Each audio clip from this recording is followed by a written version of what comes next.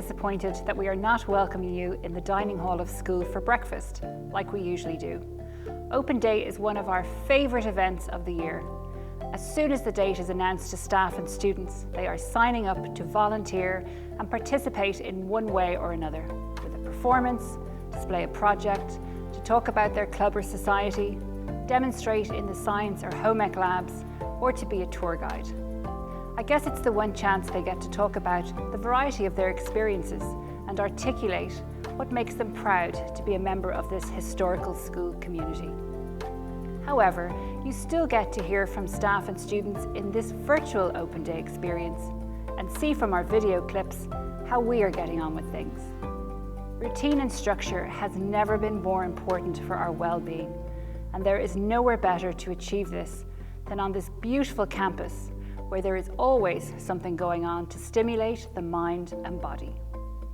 This is also the year that changed our admissions process and timing of offers, so I would like to give you an outline of the next steps again, beginning with day applicants.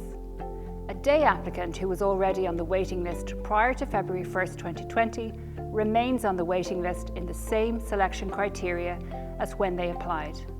Any new applicants that submitted an enrolment form during our October application window of October 1st to 22nd will be added to the existing waiting list according to that same selection criteria.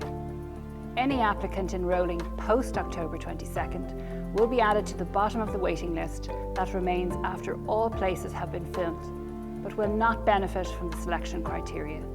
Those applicants will only be offered a place if one becomes available after all other applicants on the combined waiting list have been offered.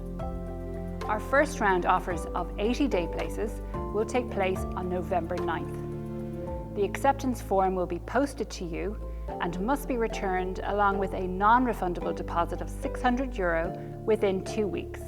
As there have been delays in the post this year, we will also email news of the offer in order to be fair to the other children on the waiting list. We must withdraw the offer if not accepted by the due date. If you do not receive an offer in the first round and all places are not accepted, we will keep offering during the month of December, initially by phone until all places are filled. Once all the places are filled, we will let all the unsuccessful applicants know where they are on the waiting list, something we were unable to do before. Historically, approximately 10 to 20 applicants withdraw their Form 1 places before school starts, and we will contact the next person on the waiting list by phone as soon as a place becomes available. We maintain a separate waiting list for boarding places, and all first round boarding offers will also take place on November 9th by post and email, with the same 2-week deadline to accept. If you are unsuccessful in being offered a day place and wish to discuss a boarding option, please speak to us as soon as possible to be considered for a boarding place. Due to the large numbers on the day waiting list, we are unable to facilitate visits to the school before offers are made. However, once you have received an offer, we can arrange for you to speak with a staff member, including our SEN team leader, before the acceptance is due. If you wish to take an accompanied tour outdoors on the grounds, also in advance of accepting your offer, we will do our best to accommodate that.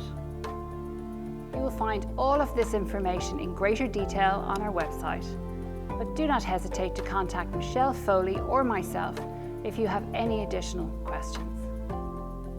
I wish you all the best in choosing a secondary school and look forward to meeting many of you in the near future. A very good school, good academic opportunities if you're an academically orientated student, as I was at the time, but also really good sporting facilities for people who are into sport, and also lots of other things you can do.